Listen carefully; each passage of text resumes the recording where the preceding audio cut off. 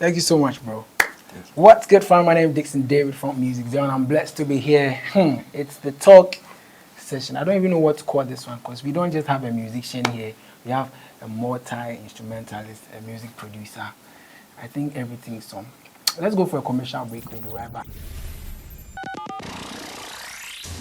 We are back again. Thanks for tuning in. If you're new here, please feel free to leave a like, share, subscribe. And the man we have here, the young man we have here, are you single, by the way? We'll talk about that behind this. So let's just go right into your life as a musician. Tell us the journey so far. What happened? I spoke to Berma.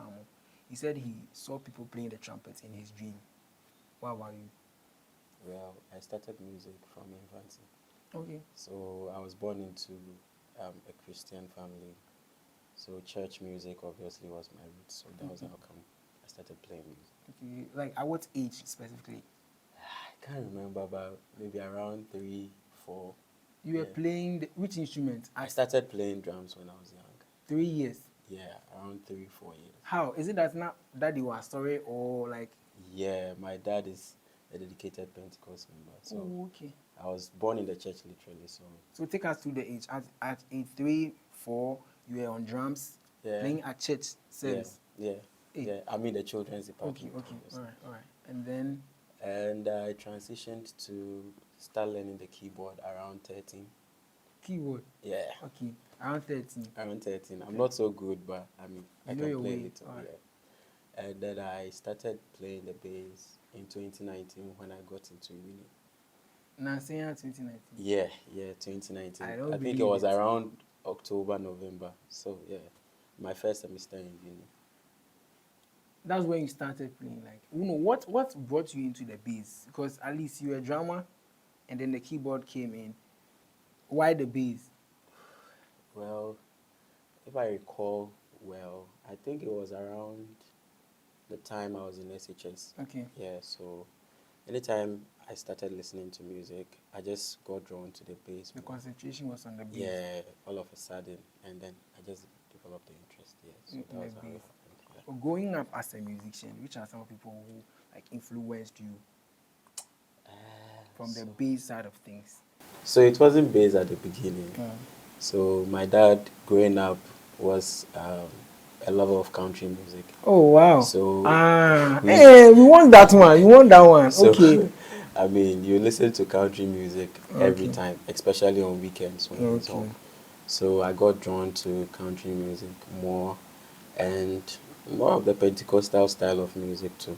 So basically, those two were my roots. Before we continue, this one is a commercial break. I want to ask. I also grew up with apostolic, and I sometimes don't find myself sounding like an apostolic. I can equally say you don't sound like a Pentecost.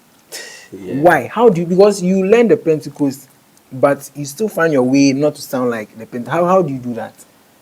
Okay, for me, Pentecost music is not really 100% my roots. Okay. Because I'm from the north. So, the kind of local style of Pentecost music is deeply rooted in Kumasi, Accra, and those places. So growing up, that wasn't the style of music I was kind of like 100% used to. So I had the opportunity to listen to other style of music like the Integrity.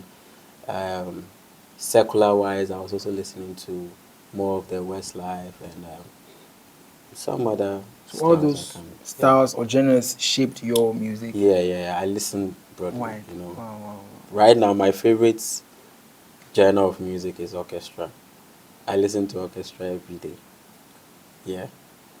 So that's how I listen. Now, bass is there, Nanka. Orchestra is also found. Or you want to tell a story? Well, it's just something I'm drawn to. Naturally, I like calm music, cool music, and something that can really speak to you. And I think orchestra does that best for me. For you? Yeah. But what's the journey like? Because you shared that from drums, keyboard, bass. What's the future for you like? Are we looking at something brighter, something awesome? Well, the future as in the kind of instrument I'll end up playing. Yeah. Well, for now, I see myself as a bass player. So maybe one day if I learn the cello, maybe I might turn into an orchestra player. Share with us your experiences working with some musicians, maybe in Ghana and outside Ghana? So when I started, I was playing more with friends from campus back in the day. So it was a good experience working with Friends like music, I mentioned their name. Like, we'll come and look for you. So I always mention Akwesi Macbeth. He is my godfather. I would say he was the one who. Akwesi Macbeth. Yeah. I think I know him. Yeah, very good bass player. Really? He's the one who nurtured me and taught me a lot when I was starting. So I got to listen to him more playing on campus with other guys and some other guys. And I think that shaped me when I started. Also, getting involved in more of the mainstream artists, I got the opportunity to work with. Currently, I work at Akesi Brimpong, so I enjoy playing with my guys. Before Akesi Brimpong, please. Tell us the journey from this to that. Okay, so I found myself playing at Exhibition Assemblies of God back in 2019. So there was this vacancy for a bass player at the church at the time, and my godfather, Akwesi Macbeth, was contacted to go and play, but he wasn't available at the time, so he recommended me. I just started, so the people were doubting if I could play and all that, but he had faith in me, and then he was able to convince the people that I could do the job. And then I went there. I was on probation for like 3 months. So I wasn't. Yes, I was. Hey, I know you. I wasn't that good at the first. I'm still trying. So it wasn't like this at first. So I was on probation until one Sunday I got the chance to play when the bass player was late for church service. Yeah, late for church service, not late actually. So after that they heard me play, and then they were impressed, and then they saw the potential. So they gave me the opportunity to join the praise and worship team, and I was playing actively every weekend at the exhibition, and that was where I met Teacher Kofi. Yeah, wow. A well-renowned keyboard player and a producer. So he taught me a lot. I also played with Rhythm Ohineba, if you know him, wild guy. Wow. So playing with these guys really helped me a lot. And I think along the line, Eastwood too. Eastwood the drummer. I can't do this interview without mentioning Eastwood. Eastwood has stuck with me from campus days, and he's inspired me a lot. He pushed me. But Eastwood is quiet. The Eastwood I know is quiet. Is that the Eastwood you're talking? The Eastwood is different when it comes to me. So so Eastwood. Wow. Eastwood the drummer, Now he's a mix engineer and a producer as well. Yeah, he manages this place too. Wow. Big shout out to him. From there. Okay, from there, as an exhibition Assemblies of God, I was invited to a church, a one church in Coates, where we used to play on Sunday in the evenings, and the style of music was more of the contemporary stuff, where we had the chance to really learn and explore a lot. Kind of things. So I think that experience really helped me and it shaped me, and through that I met a lot of people. A lot of artists came by. That's evening service. Yes. And I think one time a brother of mine, Osborne, he's the lead singer for Better Revival Choir. He was invited that night to come and minister, and I think we linked up after the whole service. And through that, he connected me to Better Revival. And that was how come I started playing with them. Would you say at the time you joined Better Revival, you were still learning? Because I'm just asking, because from the 3 months probation on with Assemblies of God into, or you had built the capacity? Well, I would say I'm still learning. I learn every day. So at the time, I can only say that they saw the potential to be able to do the job. Bethel is a very big choir here in Ghana. So if they entrust you with that kind of role, it means you must be capable to do it. So it was a learning curve for me, and one thing that helped me was that back in the day, I learnt most of their records in the room even before meeting them. So it was like an opportunity meeting Oh, preparation. okay. So I had already learned their rep. So Wow. when they called me for a gig, I was up to the task. So And you could deliver because you had prepared. yeah, by the grace of God. So far, two things I've learned as a musician. Number one, listen more, listen wide. And number two, just prepare.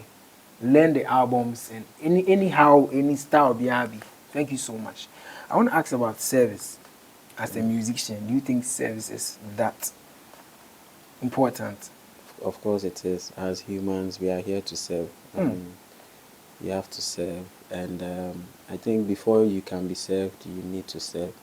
So for me, I find it um, as a delight. I see it as a delight to be able to serve, because with the gift you have, if you don't serve and you don't allow God to use you to bless others, what then of what use would it be for your gift? So I found myself in fellowships and denominations where I can say I served a lot, was present for rehearsals, going for church services, even back at the exhibition, Assemblies of God in Dansoman. I used to move from campus to church, and it was really a long distance. And Wow. even when the circumstances were not really favorable, I Still mean, had to go. you still had to do it, because at that time, and I'll say still till now, I still have the heart to serve. And when I see people are benefiting or being blessed from my gift, I find so much joy in it. So, Do you do music full time? yeah, currently I'm doing it full I time. know you've at least done music in Ghana and outside. What one thing would you say cut across? Well, a little bit outside, Okay, because I was just there for a few I know weeks. you. Okay, for a little bit of time, right? Okay. Kakra, you've stayed outside and done music outside for a while, and you've done music here full time for a while, right? What one Okay. thing do you say? It's the same thing here and outside. Well, the fact that if you are a good musician, you are appreciated by everyone. Yeah, so in Ghana, We appreciate people, everyone. yeah, people do Appreciate you. appreciate. And then outside too, they appreciate And you. Oh, in wow. other parts of the world, people hear you and they are like, wow, The no, guy is good. we don't believe you can do something like this. So Wow. it's a good Have thing. you Yeah. ever like gotten that experience before where some of us like, wow, would you share with us? Oh yeah, I mean, it happens all the time, so I Why you can't really pinpoint maybe to they one. are different. You maybe No. they are better maybe your own will be like a person like what like maybe the person dash you from airplane or something. Oh no, but I can say for a fact that since I started music, I have received a lot of instruments, a As number of gifts. them as gifts. I mean, and it comes from people appreciating you playing after a gig, or they see the consistency, you working on different projects, doing your own projects. I mean, on social media as well. I mean, I can recall back back in April, or was it in May this year, when Davidic album, I beg your pardon, was released by Akese Brimpo. I mean, a friend of mine hit me up from the UK, and he was like, "Bro, I was listening to the song, and I just want to send you something." And by the time I realized, some alert was on my phone, and things like that. I mean, it God makes bless us you. happy as God bless you. musicians. I hope that as you are watching this interview, you'll be touched so that you send us something beautiful. So let me give you my account number Yes. instead. Don't mind discussions. Now, just by the way, what's one thing would you never forget? Maybe a memorable event that happened on stage, whether good, bad, ugly. We are excited about it. Okay, so I'll share two. So the first one was back in 2020, when we were playing at church one Sunday, and Joe Metal was called by our late pastor to come and minister. So in the course of the ministration, I did something. He was singing one of his originals, I think Bononi or Onwamini or something. Wow. I like this. Continue. And so, as a young bass player, wanting to experiment with everything Ah, yeah, yeah. and exploring with little experience, Mm. I was doing some substitutions and all of that. And Mm. the look on Jometo's face, bro, He looked at you. he turned, and the face, the whole reaction. I mean, I was Maybe he liked it. done. You No, know, no, no, no, no. it It wasn't wasn't. No, something. no. If he liked it, it would be a different story, No, but it was substitutions, and And I have studied that he doesn't like to tamper with his music, especially when it gets to original songs like Bononi and those classics. He doesn't like to tamper with the arrangement or the progression if it's not well still rehearsed. wants to maintain the color of the song. Yes, you have to maintain it so that it doesn't lose the taste. Charlie, what year was this? I think back in 2020. Charlie, So, at least we learned about something. a year or two when I started. So, I mean, after service, I was really down. And I was like, if, one of the biggest artists can turn at me and give me that reaction. At your growing age. I was like, you know what, I'm not that good at after all. So that was a challenging moment for me. And I learned a lesson from the time. And I knew that anytime I meet an artist, you need to respect their songs. In as much as a musician, you want to experiment and explore. But you are not about to explore on someone's music, else you get fired. So that's one. And the second bit was last year, April, Davidic, 2024 at Holy Hill. There was a time during the jam where all the artists over there, from MOG to Dinah to all those artists, they were present while we were playing with Akesi on stage. Everyone they were amazed by what they were hearing that day, and so the reactions were really clear. And I think I will not say it's making me feel proud, but it's a sign that the big shots are appreciative of what I'm doing. And it was a good moment. Aside that, there are other experiences behind the scenes where you get appreciated by big shots, you get called by some of them, and then you're like, oh, then this person knows you. They watch you all this while, and it's what's really your most experience. expensive or biggest gift you've received doing music? Okay, I received a gift as a 6-string Ibanez bass guitar with a case. Yeah, so that was I would say that's the most expensive gift I've ever received. You've heard a lot. Let's go for a commercial break. Welcome back. Hey Charlie, you've learned a lot. He has some new music out. I don't know. You are playing drums now on the keyboard. You serve a bit. Now you are doing bass. Why do you want to do music? Like putting music out there. Is it for a purpose? Well, I think I've always listened to my inner self. And so growing up, I knew at a point that I would start doing something like this. So it wasn't new to me. I knew I would do something on my own and bring out my own interpretation of whatever I've listened to growing up and what I'm still listening to. So it's not something new to me. I've always known that I'll do something like this. Tell us the journey. When did it come? Was it a melody? Was it a rehearsal? Or like, it's something that it will hold?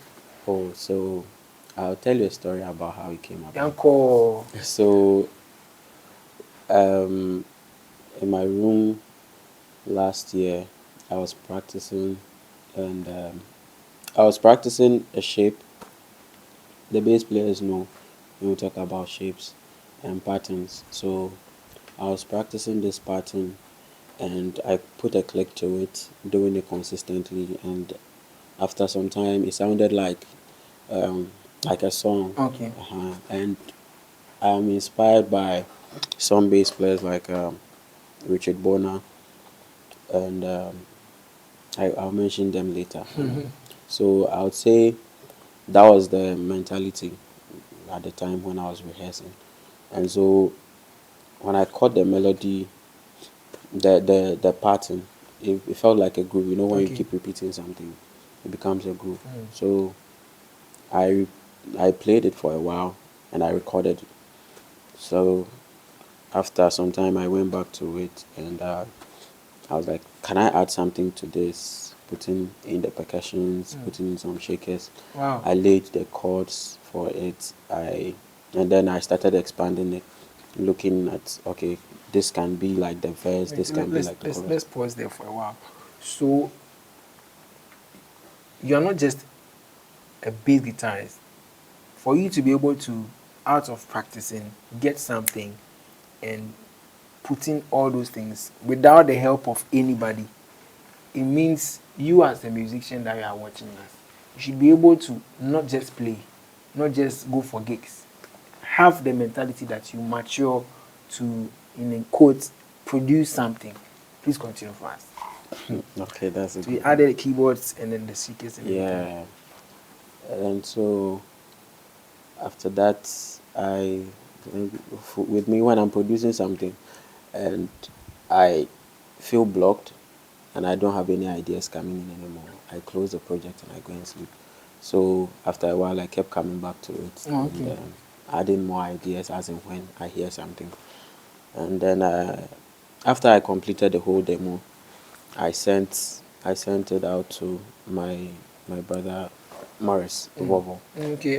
And it was a challenging one for him. For him. Because I knew what I wanted, and if you have listened to the song, you know it's quite different from the kind of contemporary stuff we are producing. So it was challenging for him, and with the speed and all of that. But I mean, he's a good keyboard player, so he got things through. And then he actually laid the keyboards and everything. And then after that, I gave Emmanuel Bludo a call to play the drums on it, and he asked me how I wanted it to sound like the drum pattern, and then I just gave him an idea. Amazing. And then he sent the files in. Wow. I mean, like, how is it like working with all these musicians? Well, I would say it's an honor to work with people like that. Obviously, starting, you look up to them. Yeah, that's So that's wow. It's Wow. a good thing. Wow. And how has the reception been so far? Oh yeah, it's been amazing from them, and I think when these people recognize the potential you carry, they do their best. They try their best to also help you come up. I'm inspired. And it also depends on how you approach them. Okay. Yeah, if you approach them the right way. If I say the right way, well, for me, I saw them as mentors, and I'm not about to get close to Emmanuel Bludo and behave as though he's my colleague. No, he's not my colleague. He's way above my generation. So you have to accord those people the maximum respect, and just be bold and approach them. Ask them, I have this work, please, I want you to. And if they listen to it, the first thing you have to do is you have to make sure your homework is done. Make sure the product you are giving to them to work on is already, like, it sounds well. It's seated, so that when they listen to it, they will like, because these people, they don't have time, so that's one thing I would say. I'm more than inspired watching this. I feel like we should do another episode of this interview because he has a lot to share. Because he has to take us through what and how he connected with Emmanuel Bludo. That's beautiful. What's the future like with your music? Are we looking at more releases, an album, a concert, some more collaborations? Okay, all of that. So I'll say there's a lot coming up. I have plans for next year, but I'll make the announcements when the time is right. Yeah. Very soon. Who do you want us to interview after you? It's Mante, Morris, Volvo, and who else? Bludo, please mention Bludo. Emmanuel Bludo. Say, what come interview? Yeah, Emmanuel Bludo. How long the song is? Sorry. Song now, Ewano. What's your favorite part? My favorite part. Okay, my favorite part was the keyboard, the piano interlude after the original intro. So that part. And Emmanuel Blue's solo. Crazy. I like drums a lot, so he really killed it. How is the balance like with work, being a musician, gigs, family, and all of that? It can be tricky at times because music can take your time. Music is jealous. Yeah, I think that's the way. Yeah, it is. So it can really take your time, and by the time you realize, you abandon some sides of your life. So I think we need to draw the line. We can't get it all. Sometimes we give more attention to music than we should to other things, but it's all for the good of the craft, you know. So that's what happens when music calls you. Before we draw the curtains down on this interview, we've learned a lot. We are also going. I'm also going. As going musicians. We are grown. Where the benefit? We are going musicians. Share with us something that you have learned, have read, have studied, or something that has brought you this far that we can also inculcate in our lives as musicians, as Christians, and whatnot. Okay. So the first thing I'll share is stay true to yourself and believe in whatever gifts you have. And don't try to be a duplicate of someone else. Even though you try to take inspiration from different people, it's just a way to express what's inside of you. So stay true to yourself and have a humble and teachable spirit.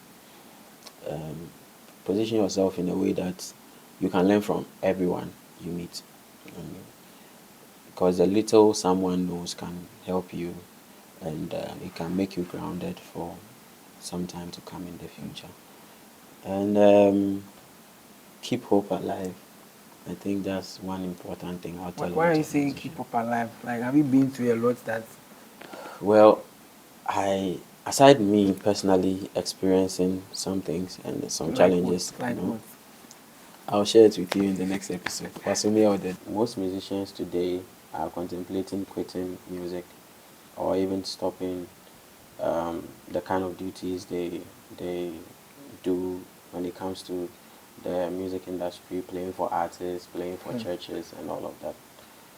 And I feel it's because maybe they are financially disappointed.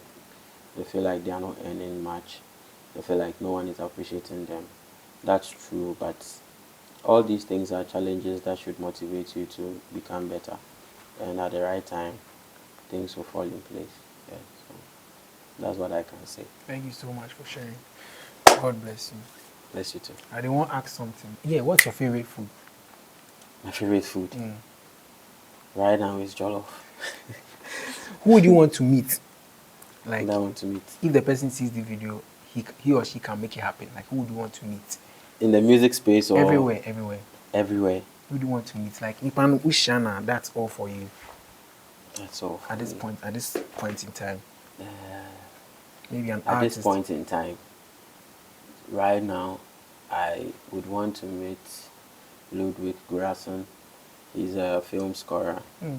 So he's the one I would like to meet. What about Ghana here? At least Ghana here, we can just pick a card and go to In Ghana, who haven't I met? That's a good question. Hey, no, I'm just thinking. No. Hey, when me are they do interview with? Hey, wow. Cool down. Meet everybody. I can't mention. But I know that there are people I would like to. But you meet a lot of people. Because the question you asked was who haven't time met. It's not me say who will. Oh Jesus. No. Listen, don't. Charlie, bro. No, don't get me wrong. Me are they now they meet. Why they do that? Make you don't do that. It's the truth. They're so now. If you talk the truth, you see how it's making me. Okay.